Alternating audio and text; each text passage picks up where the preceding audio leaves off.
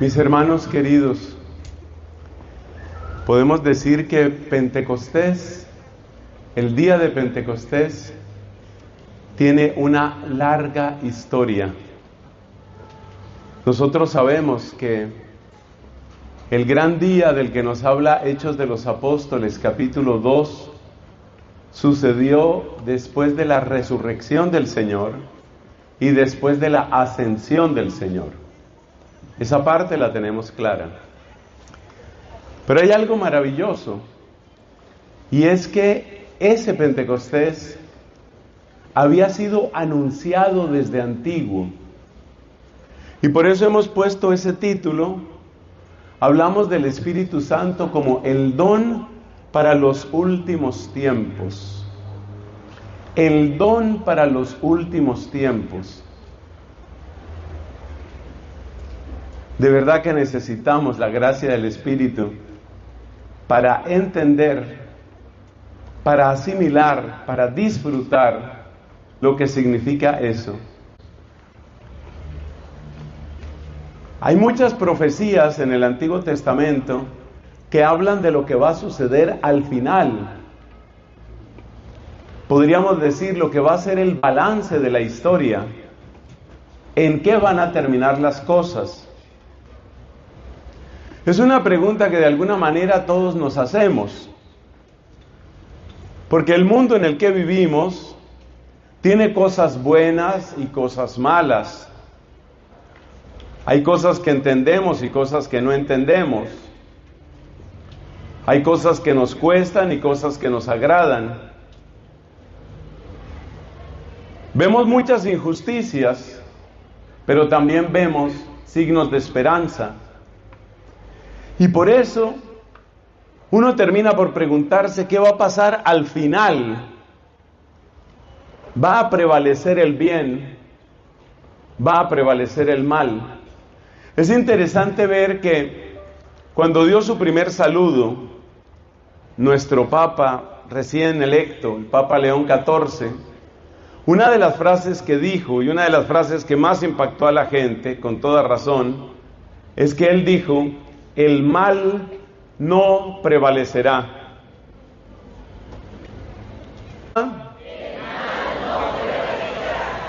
Es decir, lo que nos está contando el Papa, nuestro Papa León, es que aunque haya cosas buenas y malas, al final, no va a ganar el mal. El mal no prevalecerá. Esa frase significa que aunque haya tanta confusión y aunque veamos signos positivos y signos negativos, al final, la victoria es de Dios. Al final la victoria es de Dios. ¿Cómo aparece esto en la Biblia?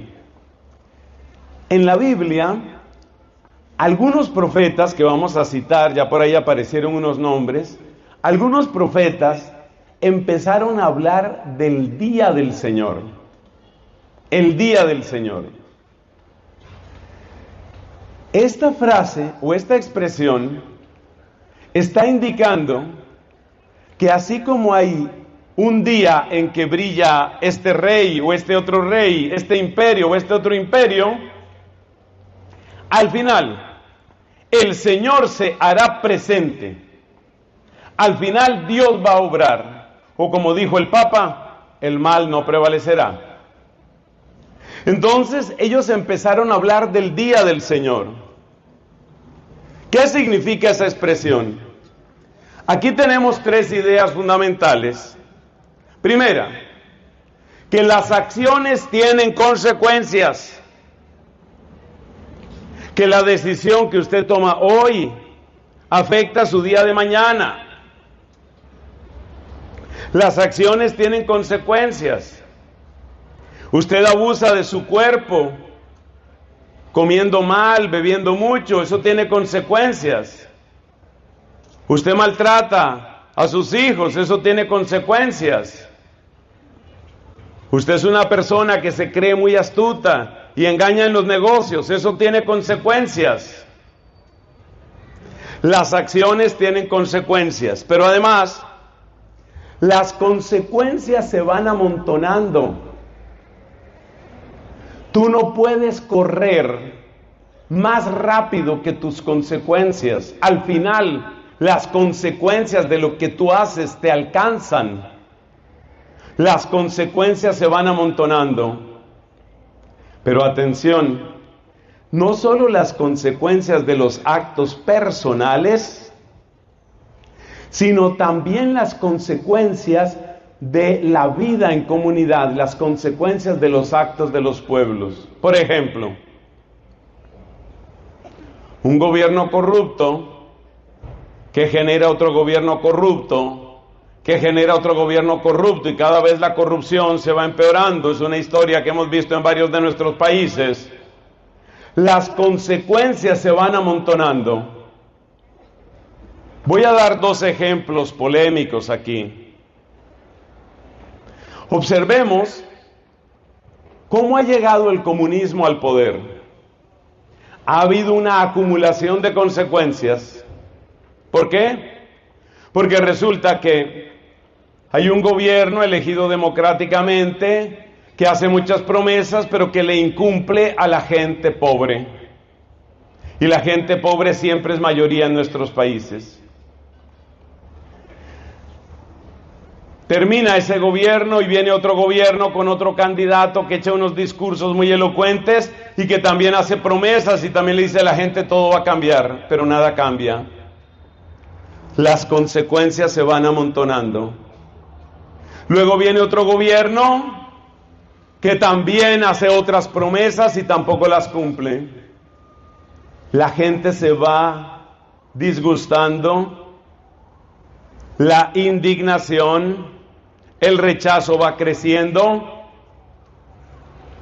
¿Cómo crees tú que va a terminar esa historia?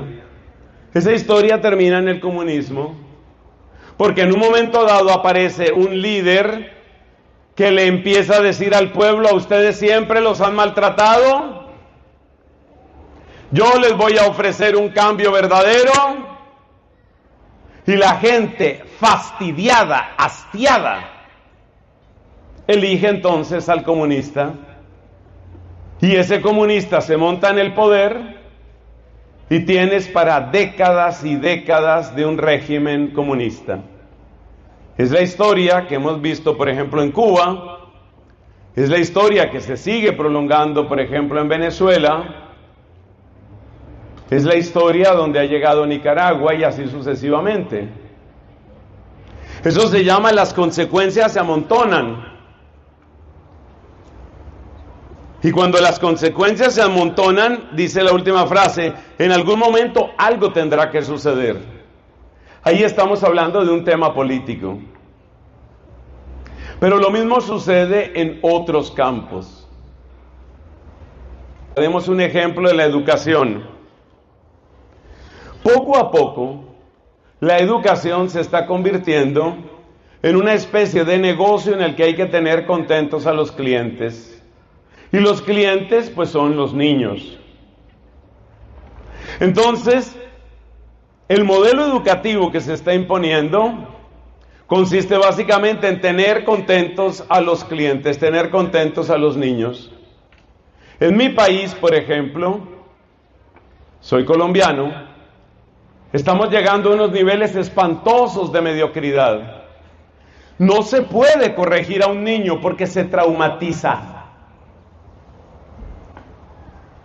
No se puede dar una mala calificación porque esa es una herida emocional. Incluso la religión está siendo prohibida abierta o descaradamente o implícitamente. Así, por ejemplo, hay una ley que está prosperando en Australia, una ley que impide que haya imágenes de Cristo crucificado. No se pueden tener imágenes de Cristo crucificado, porque ver sufrimiento es un trauma para los niños. Entonces tienen que desaparecer las cruces y los crucificados. Estamos convirtiendo a los niños y niñas, por supuesto, los estamos convirtiendo en seres absolutamente egoístas. Nos estamos convirtiendo en pequeños tiranos. Por supuesto, la formación es pésima. Eso tiene consecuencias. Una cantidad de jovencitos acostumbrados a hacer solamente lo que se les viene en gana y acostumbrados a que es obligatorio pasar de un año académico al siguiente, un día se enfrentan al mundo laboral, pero las empresas no tienen una lógica paternalista. Las empresas tienen una lógica implacable, y la lógica implacable es: aquí solo queremos gente cualificada. Entonces, lo que está pasando, que yo sepa, en países como Estados Unidos, como mi país Colombia y en otros sitios, lo que está pasando es que tenemos una oleada de gente mediocre, una oleada de gente a la que no se le puede decir nada duro, ni nada difícil, ni no se le puede corregir porque todo les hiere, porque todo les traumatiza, porque todo les ofende. Entonces la gente que está acostumbrada a oír solamente el lenguaje que acaricia su ego, llega al mundo laboral y se encuentra con una pared, y se encuentra con una barrera. Y entonces, ¿qué está sucediendo en España y cada vez más en Colombia y en muchos lugares de Estados Unidos? Tenemos una cantidad de gente que sale del sistema educativo, pero sale con todos los grados y todos los títulos, pero sin el conocimiento, sin las destrezas necesarias. ¿Qué pasa con esas personas?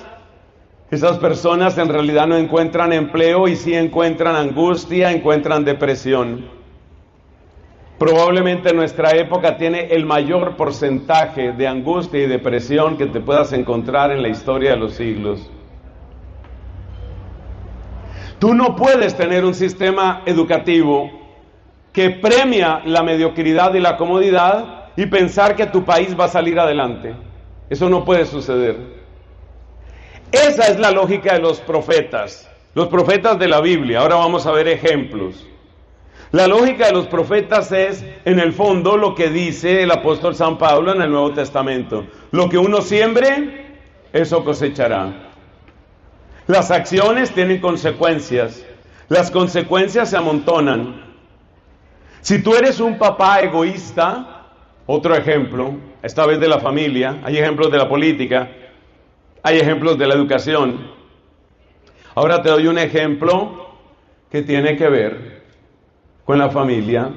Tú eres un papá egoísta, eres un papá que únicamente se preocupa de lo suyo y en sus ratos libres le da un poquito de importancia a los hijos. Has descuidado realmente a tus hijos. Eso tiene consecuencias. Las consecuencias se amontonan y en algún momento, eso es lo que veían los profetas, en algún momento algo tendrá que suceder. Veamos, por favor, veamos qué sucede, qué es lo que va a suceder. Joel capítulo 2 nos habla del día del Señor. Mira en qué términos. Tú lo puedes buscar allá en tu Biblia. Tocad trompeta en Sión. ¿Cuándo sonaban las trompetas en la Biblia? Las trompetas sonaban en los días de gran júbilo y en los días de batalla. Ese es el día en el que suenan las trompetas. El Salmo 150, el último salmo de la Biblia, nos habla de trompetas de júbilo. Pero también la trompeta suena en el día de la batalla. Y es muy interesante lo que vamos a ver de Joel, porque resulta que Joel anuncia los dos aspectos del día del Señor. Y aquí voy a necesitar, hermanos, toda su concentración, porque es un tema absolutamente bello, fascinante. Entonces dice Joel: tocad trompeta en Sión, sonad alarma en mi santo monte. Ya cuando dice sonad alarma, ya te das cuenta que no es trompeta de júbilo. Es un día de batalla, es un día del gran conflicto. ¿Qué es lo que está anunciando Joel en el capítulo 2? Pero ese capítulo 2 de Joel es impresionante, porque nos muestra las dos caras del día del Señor, que es lo que nos va a interesar en esta enseñanza. Luego dice: tiemblen todos los habitantes de la tierra, porque viene el día del Señor, porque está cercano, día de tinieblas y lobreguez, día nublado y de densa oscuridad. Lo que está viendo Joel es que el pueblo el pueblo de Israel, el pueblo elegido, pero también los demás pueblos, no se puede vivir en pecado, no se puede vivir ofendiendo a Dios, no se puede vivir dándole la espalda a Dios y pensar que nada va a suceder. No se puede vivir en medio de la depravación, en medio de la degeneración y creer que nada va a suceder. Por eso decíamos en la anterior diapositiva, algo va a suceder, algo va a suceder. Y muchas personas sienten eso. Y muchas personas se preguntan, oye, ¿hacia dónde va este país? ¿Vamos hacia una guerra civil? ¿Hacia dónde va la iglesia? ¿Vamos hacia un cisma? ¿Hacia dónde va mi familia? ¿Va a la destrucción? ¿Hacia dónde va mi matrimonio? ¿Vamos hacia el divorcio? Las acciones tienen consecuencias, decíamos. Y esto es lo que anuncia Joel en el capítulo 2. Pero él no es el único profeta que habla de esta manera. Y es muy interesante hacernos esta pregunta. Puesto que está sonando la trompeta, eso significa que hay batalla, porque no es un día de júbilo. Claramente, si dice que hay tinieblas y nubarrones, no es un día de júbilo.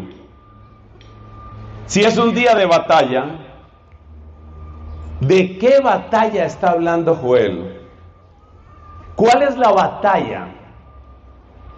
No es la batalla de los amonitas contra los israelitas, no es la batalla de los amorreos contra los israelitas, ni de Egipto o Siria contra los israelitas. La batalla, el día de conflicto que nos está describiendo Joel, ese día de conflicto es el Señor que se sienta como juez a tomar decisiones y a poner la casa en orden. Y por supuesto, todos los corruptos, todos los pecadores van a sentir que Dios está en batalla contra ellos, pero no es batalla de Dios contra los pecadores, es batalla de Dios contra el pecado. Entonces el día del Señor es el día del juicio, es el día de las consecuencias y es el día de la gran batalla. ¿Cuál batalla? La batalla de Dios contra el pecado. Esa batalla, el profeta Joel en esta parte del capítulo 2, esa batalla Joel la imagina como un conflicto cósmico, como una cosa espantosa. Luego nos vamos a dar cuenta que Dios tenía una sorpresa impresionante que es la que nos lleva a Pentecostés. Avancemos, por favor. Vamos a ver qué nos dice Sofonías. Sofonías tiene otro lenguaje. Cerca está el gran día del Señor, cercano y muy próximo. Esa es la sensación de que algo va a estallar. Esto no puede seguir así. Esa sensación la tuvieron muchos profetas. Aquí voy a citar solo unos pocos, pero muchos profetas tuvieron esa sensación. Sofonías dice, el día del Señor está muy próximo, ya viene el día del Señor. Y añade, el clamor del día del Señor es amargo, allí gritará el guerrero. Esa frase, misteriosa, muy hermosa, esa frase de Sofonías, está indicando algo muy potente. ¿Por qué grita un guerrero? En la antigüedad, muchos pueblos acompañaban la embestida contra el enemigo con un grito. Puede que se esté refiriendo a eso. Pero también hay otro grito del guerrero. Es el grito de dolor, cuando es herido, cuando cae. Sofonías no nos aclara en ese momento si se está hablando de un grito de batalla o de un grito de dolor. Pero nos damos cuenta por el contexto que finalmente de lo que se trata aquí es de este mensaje. Hasta los más fuertes, hasta los que se creen más fuertes, llegarán al límite de sus fuerzas y no podrán resistir ese día. Ese mensaje también lo dio Cristo, ¿eh? Porque efectivamente, Cristo refiriéndose a los últimos tiempos, dice, si no se acortaran esos días, incluso los justos perecerían. Es decir, que lo que viene para la tierra, que es fruto del amontonamiento de nuestros pecados y de nuestros egoísmos, codicias, impurezas, envidias, es algo tan fuerte lo que viene, que realmente ni el mejor guerrero va a poder resistir. Eso es lo que está viendo Sofonías aquí. Es un día amargo. ¿Por qué ellos insisten en ese aspecto negativo del día del Señor? Ellos insisten en la parte negativa por una razón. Porque ellos están convencidos de que no se puede obrar el mal y esperar que las cosas salgan bien. O sea, al final te vas a encontrar con la amargura. De una manera pequeñita, a escala doméstica, a escala de familia, esto lo viven muchas personas. He mencionado el caso del papá que descuida a los hijos. ¿Qué vejez le espera a ese papá? Hablemos del hombre que abandona a la mujer, aunque también tenemos cada vez más ejemplos de mujeres que abandonan el hogar. Sucede todavía poco en nuestros países, pero está sucediendo cada vez más. Mujeres que abandonan el hogar, usualmente por grandes oportunidades profesionales que les llegan.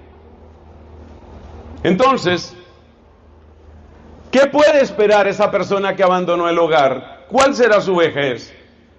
Finalmente las consecuencias van a llegar. Finalmente la amargura va a llegar. Todo depende de lo que decíamos al principio. Tus acciones tienen consecuencias.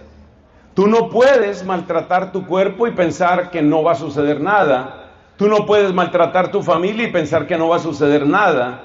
Tú no puedes vivir en mediocridad y pensar que vas a ser feliz y tranquilo toda la vida.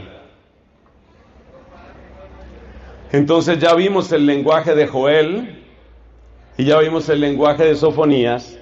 Eso es lo que ellos entendían por el día del Señor. Avanzamos. Ahora mira cómo nos habla Juan Bautista. No se nos olvide que nuestro Señor Jesucristo mira a Juan Bautista como el más grande profeta. En alguna ocasión estaba Jesús realizando maravillosos milagros. Y llegaron unos que fueron enviados de Juan Bautista para preguntarle, ¿eres tú el que tenía que venir o debemos esperar a otro? Jesús respondió, vayan y cuéntenle a Juan lo que están viendo y oyendo. Los ciegos recuperan la vista, los sordos oyen, los paralíticos se levantan, y dichoso el que no se escandalice por mí. Era una respuesta muy bella, muy elocuente la de Jesús. Los enviados de Juan Bautista se fueron, y después de que ellos se fueron, Jesús dijo estas palabras. ¿Qué fueron ustedes a ver en el desierto? ¿Una caña que se mueve? ¿Un hombre ricamente ataviado? No, los que están ricamente ataviados viven en palacios, no viven en el desierto. ¿Qué fueron a ver? ¿Un profeta? Sí, yo les digo que un gran profeta. Y añadió este elogio, Jesús, que era persona de pocos elogios, añadió este elogio. Les aseguro que de mujer no ha nacido nadie más grande que Juan. Es un elogio increíble y viene de Jesús. ¿Qué dice el profeta Juan Bautista? En la Santa Misa hay un prefacio especial para Juan Bautista. Y en ese prefacio de la misa de Juan Bautista se describe a este gran hombre como el último de los profetas que señaló a Cristo entre los hombres. ¿Cuándo señaló Juan a Cristo entre los hombres? Cuando dijo, este es el Cordero de Dios, este es el que quita el pecado del mundo. Bien, ¿qué dice Juan Bautista sobre ese que ya viene, que es Jesús? Leamos atentamente lo que aparece en Lucas capítulo 3. Estas son palabras del profeta Juan Bautista. Yo en verdad los bautizo con agua, pero viene uno que los bautizará con el Espíritu Santo y con fuego. ¡Sorpresa! Ha aparecido Espíritu Santo. ¡Wow! Entonces hay una conexión entre el día del Señor y el Espíritu Santo. Como dicen hoy los muchachos, no la vi venir. Con Espíritu Santo y con fuego. ¿Qué creía Juan Bautista que iba a suceder? Sigamos leyendo, esto está en Lucas capítulo 3. Me alegra ver que varios de ustedes están tomando nota, por lo menos de las citas bíblicas, porque uno tiene que volver sobre estos textos. Esto es lo que hace que tengamos un Pentecostés verdadero y no de superficialidad. Seguimos leyendo. Dice Juan, Él los va a bautizar a ustedes con el Espíritu Santo y con fuego. Él es más poderoso que yo. Y describe con una imagen agrícola lo que va a suceder con ese Mesías. Mira lo que dice. Trae su aventador en la mano. Otra traducción dice el bieldo. Muchos de nosotros no estamos tan cerca del mundo agrícola como para saber qué es un bieldo o qué es un aventador. Básicamente, el aventador en aquella época se utilizaba para aventar, o sea, para lanzar al viento. ¿Qué era lo que lanzaban al viento? Pues mira, tú recoges espigas, por ejemplo, de trigo, las lanzas al viento, hay que hacer fuerza para eso. El viento se lleva buena parte de la espiga y lo que cae es el grano. Ese es el aventador, también llamado el bieldo. La idea que nos debe quedar es que el aventador o bieldo separa el trigo de la paja. Separa.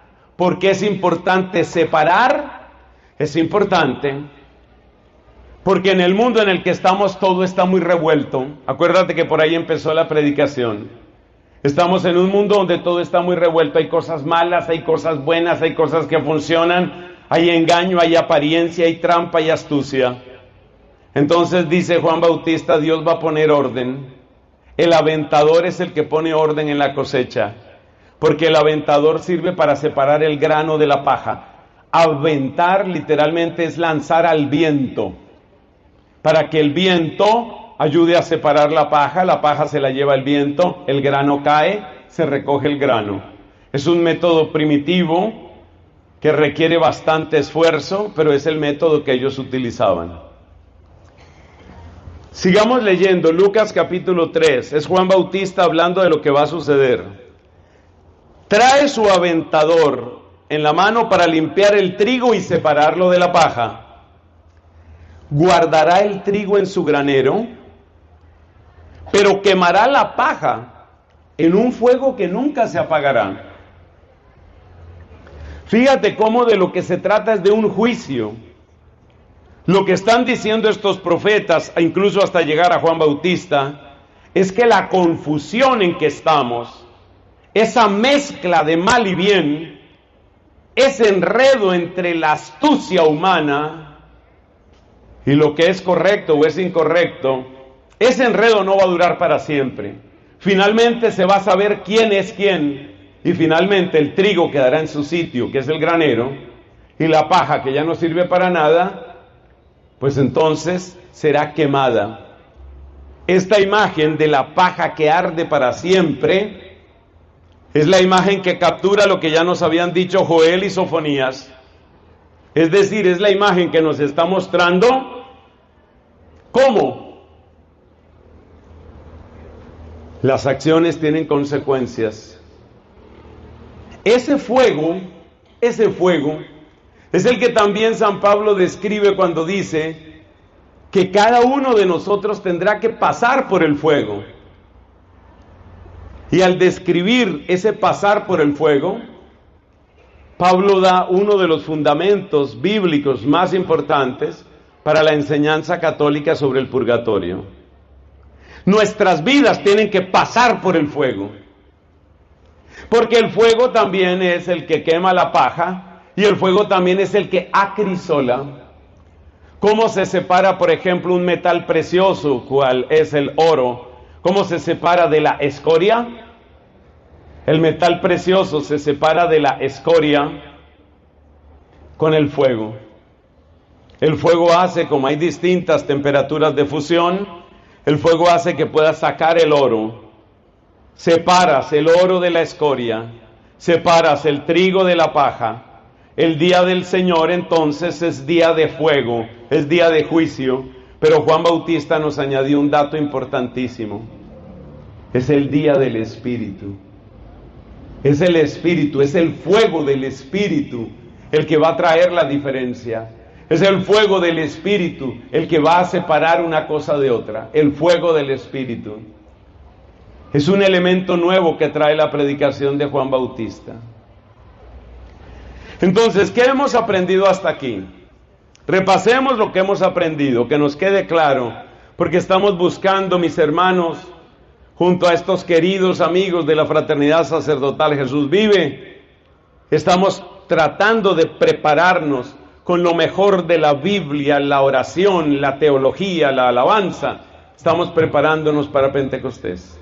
Eso es lo que estamos haciendo. ¿Qué hemos aprendido hasta aquí? Hemos aprendido que en nuestras vidas, y así fue siempre en la historia de la humanidad, las acciones tienen consecuencias. Hemos aprendido que las consecuencias se amontonan. Hemos aprendido que vivimos en un mundo confuso, pero que esa confusión, ese revuelto entre mal y bien no va a durar para siempre. Y el día en el que se separe realmente lo bueno de lo malo y los malos de los buenos, el día en el que eso suceda, ese es el día del Señor. Los profetas imaginaron ese día del Señor como una intervención poderosa, portentosa de Dios. Una intervención que lo va a cambiar todo. Una intervención que pondrá orden no solo en el mundo, sino en el universo entero. Porque las imágenes que ellos utilizan realmente hablan del conjunto del universo.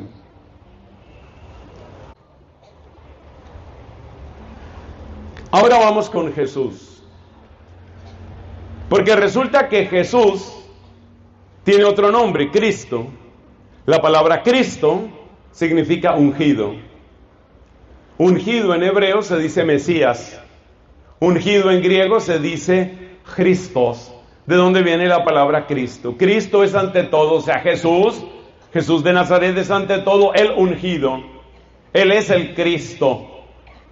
¿Y cuál fue la unción que recibió Cristo? El Espíritu Santo. O sea que el primero que recibe el impacto del Espíritu es Jesucristo. Que por eso se llama Jesucristo. Porque su nombre original no era Jesucristo, su nombre original era Jesús. Que en hebreo se pronuncia algo así como Yeshua. Yeshua era su nombre, pero ahora se llama Yeshua y se llama Christos porque ha sido ungido. Y mira la relación, los puntos fundamentales. Cristo fue concebido por obra y gracia del Espíritu Santo. Cristo fue ungido por el Espíritu Santo en el bautismo. Él es el ungido. Es decir, que aquello que anunció Juan Bautista, la obra de purificación que hace el Espíritu, ya aconteció en Jesucristo. Ya en Él se dio esa obra de purificación. Pero no solo eso, si tú te vas a Lucas capítulo 6 y a otros pasajes, te das cuenta, y esto lo enfatiza sobre todo el tercer evangelio, el de Lucas, te das cuenta que en Jesús todo sucede por la moción, por el impulso, por el empuje del Espíritu Santo. Cristo no solamente recibió el Espíritu Santo y quedó como una especie de anécdota o recuerdo en su pasado. No, Cristo recibió el don del Espíritu Santo y el Espíritu Santo actúa poderosamente en él. En Lucas capítulo 6, por ejemplo, dice que del mismo Cristo, es decir, del ungido, salía una fuerza que sanaba a todos. Es decir, que el Espíritu Santo reposa en Cristo, no de una manera pasiva, sino de una manera activa, dinámica, Cristo recibe el Espíritu Santo, pero irradia también esa fuerza de Espíritu. Y con esa fuerza de Espíritu es con la que Él realiza las obras. Por ejemplo, los exorcismos.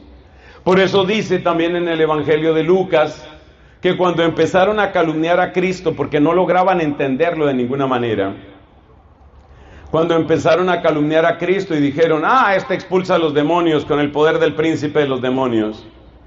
Cristo les dice una parábola, la parábola del hombre fuerte que fue vencido por otro más fuerte, para indicar que el hombre fuerte, entre comillas, es el demonio, y el hombre más fuerte en esa parábola es el Espíritu Santo. El Espíritu Santo que le arrebata al demonio su presa. Y en la versión de San Lucas de ese pasaje, Cristo termina diciendo, si yo con el dedo de Dios expulso los demonios, es porque el reino de Dios ha llegado a ustedes. Usando la expresión dedo de Dios para referirse a la acción del Espíritu Santo. O sea que en Cristo el Espíritu Santo habita y trabaja. Cristo recibió el Espíritu Santo, nos dicen los padres de la iglesia, no para sí mismo, porque ya era santo, Él era el Hijo eterno de Dios y lo es. Cristo recibió el Espíritu Santo no para sí, sino recibió el Espíritu Santo para bien nuestro. Y es lo que describe Lucas capítulo 6, que Él irradia el Espíritu. Donde va Cristo irradia el Espíritu. Y era tan fuerte esa radiación, esa irradiación del Espíritu, que nos dice la Biblia varias veces que la gente se agolpaba. En algún lugar dice, se lanzaban sobre Él. Se lanzaban sobre Él. Lo apretaban, lo apretujaban, querían tocar su cuerpo, porque su cuerpo irradiaba Espíritu Santo. Pero ahora tenemos algo extraño aquí.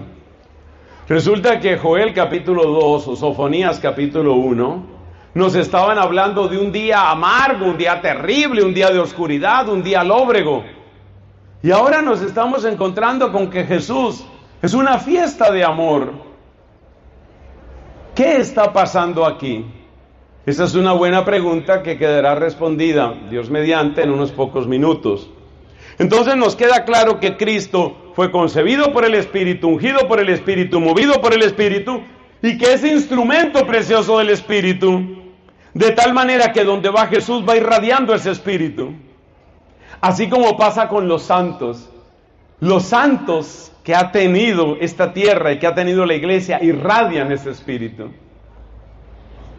Es algo muy hermoso. Hace poco me encontré con unos amigos en Estados Unidos que me contaban que tuvieron ocasión de saludar al Papa Francisco, personalmente, de cerca, darle la mano.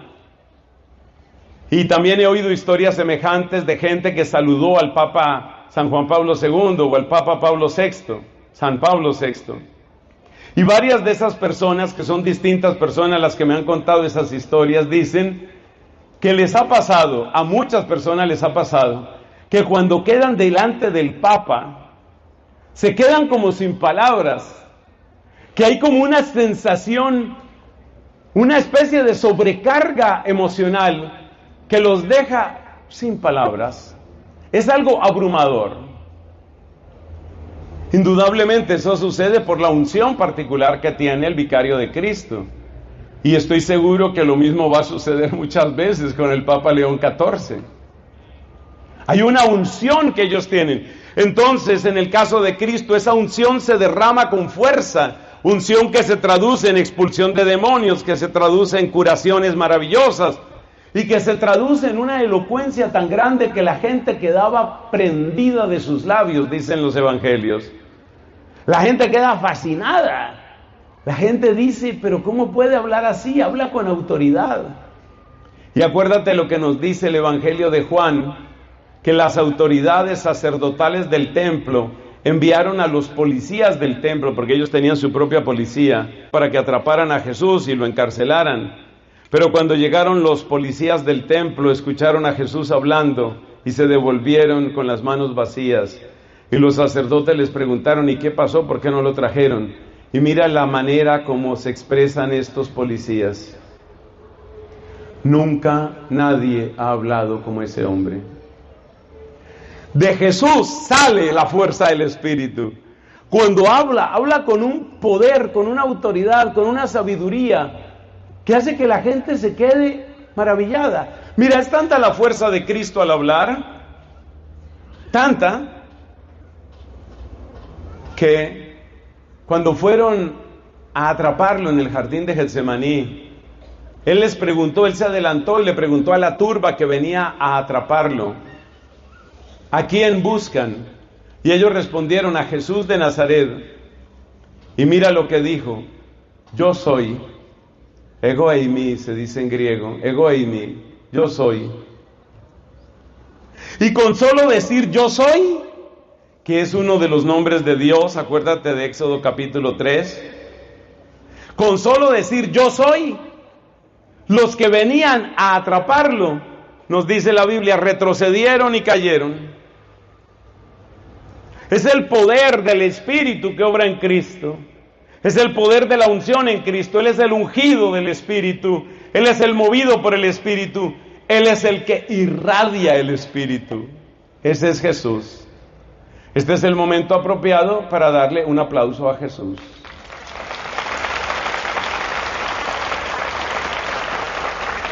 La gloria para Él. Pero ahora tenemos nuestra pregunta: ¿y qué pasó con todo lo que decían los profetas del día del Señor? Esa pregunta es importantísima, porque nos va a llevar a un pozo de amor inagotable. Avancemos. Mira lo que había prometido Ezequiel 36, porque ya sabemos, por el texto de Lucas 3, ya sabemos que el día del Señor y el día del Espíritu son el mismo día, porque ese que viene, el Mesías que viene, es el que bautiza con Espíritu Santo y con fuego. El fuego queda vinculado al Espíritu. Mira lo que dice Ezequiel 36. Les daré un corazón nuevo y pondré un espíritu nuevo dentro de ustedes. Quitaré de su carne el corazón de piedra y les daré un corazón de carne. Pondré dentro de ustedes mi espíritu y haré que anden en mis estatutos. Esto es Ezequiel capítulo 36. O sea que así como había anuncio del día del Señor, también había anuncio de efusión del Espíritu. Ezequiel 36 lo que anuncia es eso: un espíritu nuevo. ¿Y en qué consiste ese espíritu nuevo? Ese espíritu es nuevo porque es diferente de todo lo que tú has conocido. Es diferente de los espíritus de las tinieblas. Y es diferente de la realidad espiritual que cada ser humano tiene, porque nosotros no somos pura materia. Pero este es un espíritu nuevo, es la novedad de Dios entrando en tu vida. Y la gran novedad que Dios trae a tu vida es que inscribe su ley en tu corazón. Es decir, te transforma interiormente para que no obres movido simplemente por el miedo, o simplemente por los beneficios, por ejemplo, la prosperidad que Dios te va a dar. La ley de Moisés se movía entre la seducción de los bienes y el anuncio de los males. Si tú lees, por ejemplo, Deuteronomio 28, te das cuenta de eso. La ley de Moisés funcionaba de esa manera. Es decir, que para que tú obedezcas en la ley de Moisés, Dios te dice: pórtate mal y verás cómo te voy a golpear. Lee Deuteronomio 28 y no tengo que explicarte más. Pero también dice: pórtate bien y verás qué prosperidad tan fantástica te voy a dar. Así funcionaba la ley de Moisés. La ley de Moisés declaraba muy bien lo que es correcto y lo que es incorrecto, lo que es bueno y lo que es malo. Pero la ley de Moisés obraba exteriormente a base de amenazas o de anuncios de prosperidad.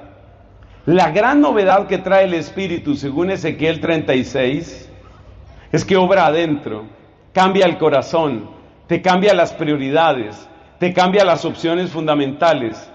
Llega el momento en el que el Espíritu te cambia tan profundamente que tú vas a preferir el bien aunque sea arduo y vas a rechazar el mal aunque sea seductor. Esa es la obra del Espíritu. Esa obra del Espíritu la anuncia Ezequiel. Pero entonces nos damos cuenta que los profetas anunciaron dos cosas. Anunciaron por un lado el día del Señor, que se supone que va a ser terrible, porque finalmente tantos pecados deben traer consecuencias horribles. Pero por otro lado, como nos damos cuenta por Ezequiel, también estaban anunciando una efusión de espíritu que nos iba a cambiar por dentro. Y nos hemos dado cuenta por el texto de Lucas capítulo 3, que Juan Bautista une las dos cosas: el fuego, como anunciaron profetas como Joel, como Sofonías, pero también el Espíritu, como lo anunció Ezequiel, y sorpresa, como también lo anunció Joel, porque Joel capítulo 2 anuncia las dos cosas. Joel capítulo 2 anuncia lo terrible del día del Señor, porque las consecuencias van a caer sobre el mundo, pero también anuncia la efusión del Espíritu. Por favor, vamos, avancemos. Mira lo que tenemos. Sucederá, otra vez estamos en Joel capítulo 2. No se queden, por favor, sin leer entero el capítulo 2 de Joel, porque es una maravilla cómo por una parte nos está anunciando lo terrible, pero por otra parte nos está anunciando el recurso que Dios le va a dar a sus elegidos. A mí me encanta tanto este texto que está aquí, que me lo aprendí en la lengua de traducción al griego, es decir, en la Biblia de los 70. Kai estai en eschatais gemerais. Y sucederá en los últimos días. Kai estai en eschatais gemerais, egeo apotupnematosmu. Derramaré de mi espíritu. Y lo más asombroso de esto está en esa palabra, mi espíritu. Porque ese es Dios diciendo que se va a dar Él mismo. Voy a derramar de mi espíritu sobre toda carne. Sus hijos y sus hijas profetizarán, sus ancianos soñarán sueños, sus jóvenes verán visiones. Este texto es tan importante que lo cita luego el apóstol San Pedro el día de Pentecostés, como consta en Hechos de los Apóstoles capítulo 2. Sucederá después de esto que derramaré de mi espíritu, egeo, apotupneumatosmu, epipasansarca. Derramaré de mi espíritu sobre toda carne. Entonces fíjate cómo los profetas, y el más asombroso es Joel, están anunciando por una parte que viene el juicio, que vienen las consecuencias. Sofonías decía un día amargo, Joel dijo antes un día lóbrego, pero al mismo tiempo están diciendo viene el Espíritu. Viene el Espíritu. O sea, viene el juicio y viene el Espíritu, las dos cosas. Y por eso Pentecostés es el día de la gran separación entre el mal y el bien. Esta es la profecía de Joel. Derramaré de mi espíritu, o derramaré mi espíritu. A mí me gusta más la traducción derramaré de mi espíritu, porque el original, por lo menos griego, dice egeo apo tu pneumatosmu. Ese apo, esa preposición, indica origen, indica de dónde. Derramaré de mi espíritu. O sea que Pentecostés es Dios mismo derramándose en tu corazón. Es Dios mismo dándose a ti para que tengas un nuevo corazón. Es dándose a ti para que tú como Cristo puedas irradiar el bien. Para que donde tú estés marques una diferencia. Para que donde tú estés las cosas puedan cambiar.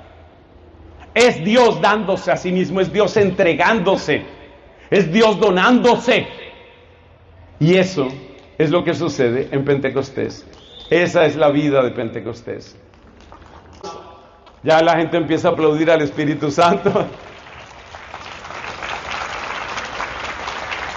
Entonces nos damos cuenta que hay un vínculo impresionante entre lo que sucede en el día del Señor y lo que sucede en Pentecostés.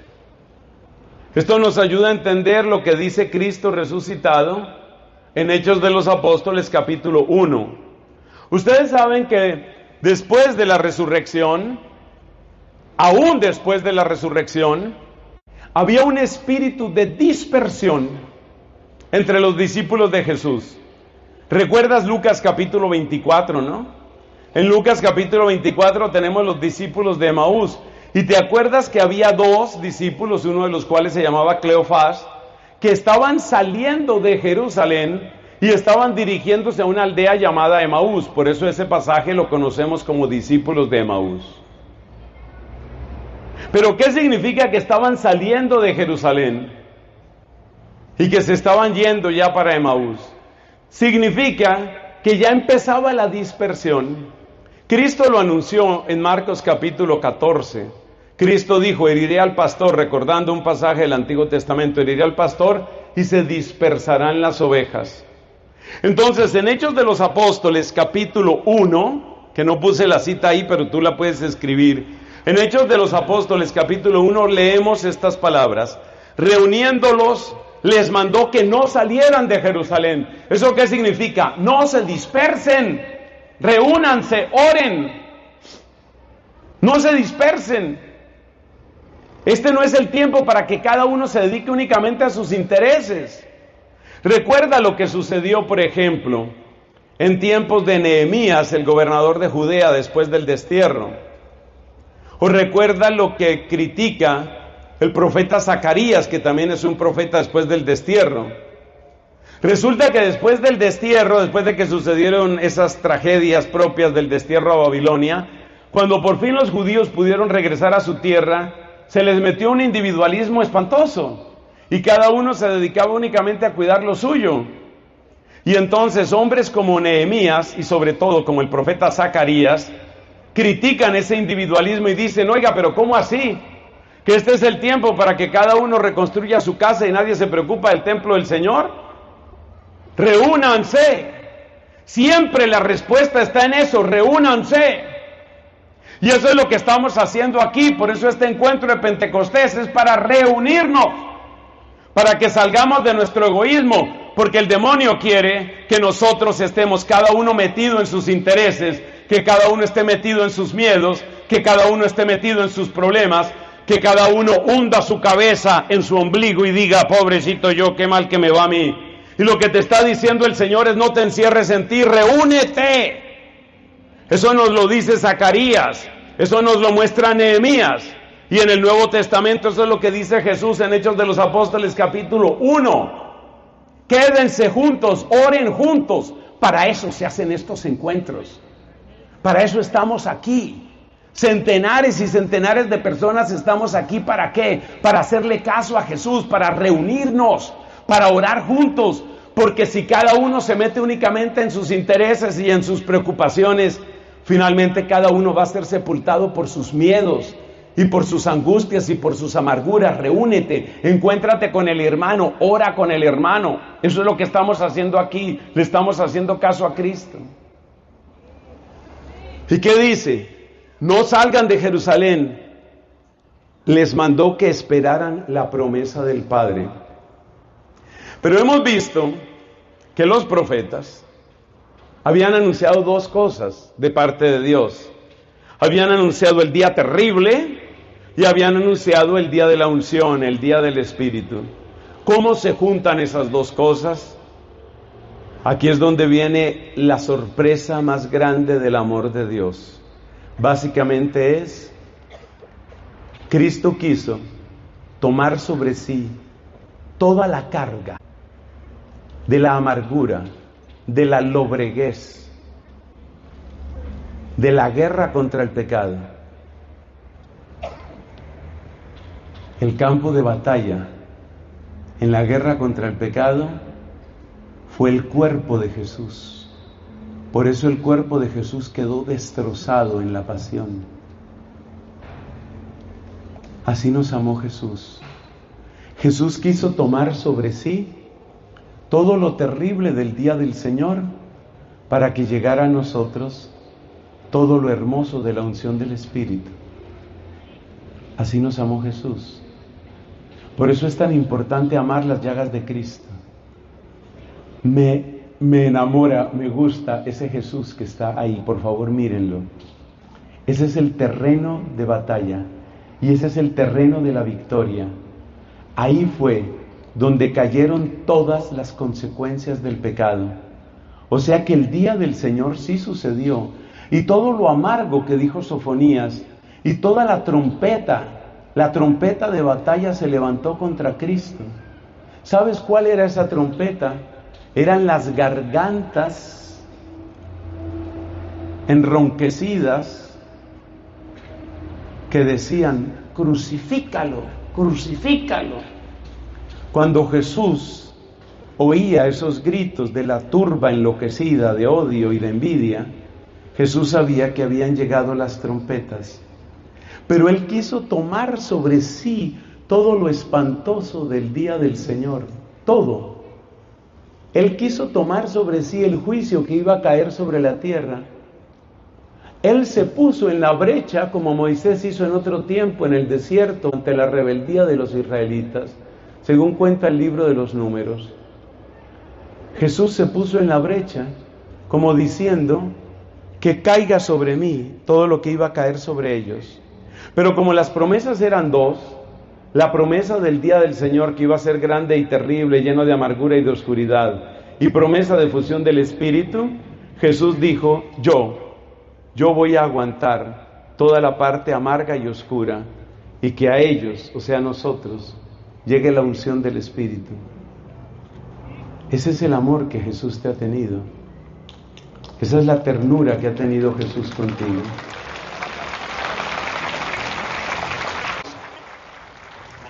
¿Y qué pasó con el juicio? Atención, en Dios ni la misericordia cancela la justicia, ni la justicia la misericordia. Lo que es pecado es pecado. Y que el pecado tiene consecuencias, nadie lo puede negar. Y dice el libro del Apocalipsis que en el cielo no entra nada impuro ni manchado. O sea que el pecado hay que corregirlo. Y el pecado requiere conversión y requiere penitencia. Eso nadie lo puede quitar. Ningún papa puede quitar que se necesita entrar por la puerta de la justicia de Dios. De hecho, el famoso texto de Mateo 25 lo que dice es que el Hijo del Hombre, ya como juez, se va a sentar y ante Él comparecerán todas las naciones, todo el mundo. La justicia no queda eliminada por la misericordia, pero atención, la misericordia tampoco queda eliminada por la justicia. Es verdad la acumulación del mal que se concentra en la pasión de Cristo. ¿Qué significa eso? Que lo que hizo Cristo fue al mismo tiempo el acto perfecto de justicia y el acto perfecto de la misericordia. Por eso nosotros hemos de amar apasionadamente la cruz de nuestro Señor. Mira, la cruz de nuestro Señor es el lugar de la justicia. ¿Por qué es el lugar de la justicia? Porque aquí se agotaron todas las consecuencias del mal, todas las consecuencias del pecado. Todo el daño que el pecado podía hacer cayó sobre el cuerpo y el alma de Jesús.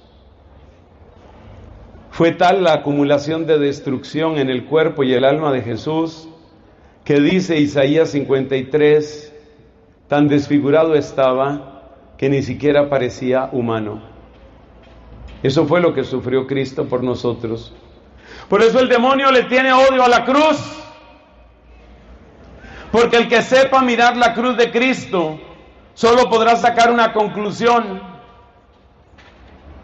La conclusión que dice Gálatas 2: me amó y se entregó por mí. Hay que repetir esa frase, por favor, todos.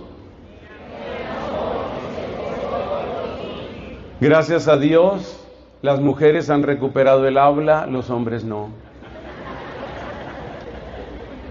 A ver, solo los varones. Me amó y se entregó por mí.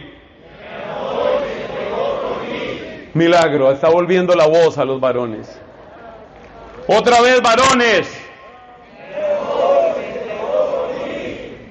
Ya casi termina de volverle la voz. Última vez, varones. Mujeres.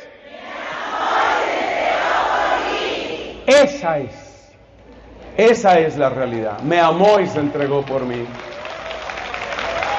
¿Y qué significa que me amó y se entregó por mí? Pues es lo que nos cuenta Isaías en el mismo capítulo 53. ¿Vamos? Las llagas del Señor expresan la gravedad del pecado y sanan nuestros pecados, sanan nuestro pecado. Sus heridas nos han curado. Por eso uno tiene que amar las llagas de Cristo, porque las heridas de Cristo son al mismo tiempo el lugar de la justicia, porque ahí la maldad de nuestros pecados agotó su fuerza, y por eso se dice que pagó la deuda por nosotros. Pero las heridas de Cristo también manifiestan la misericordia inagotable de Dios Padre y la obediencia infinita de amor de Dios Hijo. Por eso hay que amar las llagas de Cristo, y por eso es importante que el crucificado esté cerca de nuestros ojos en todas partes.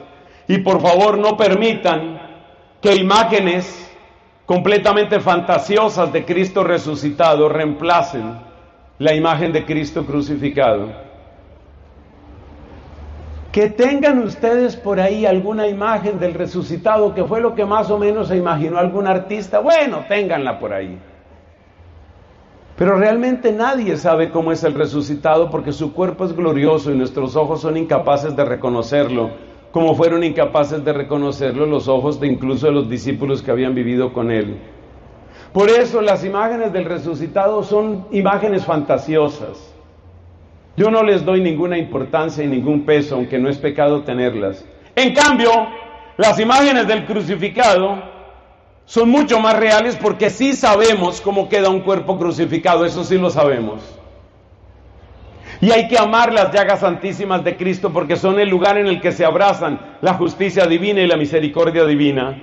Es el lugar donde se abraza el día del Señor amargo, terrible, lóbrego, y la efusión del Espíritu que trae gozo, que trae vida nueva, que trae esperanza, que trae dulzura.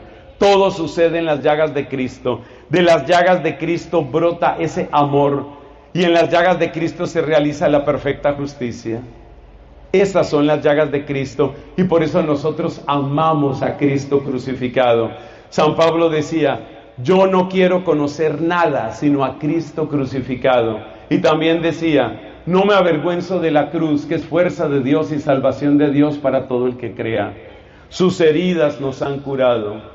Me amó y se entregó por mí. ¿En dónde decimos se entregó por mí? ¿En qué lugar? La cruz es la fuente de Pentecostés. Si no va a escribir otra frase, escriba esa. La cruz es la fuente de Pentecostés.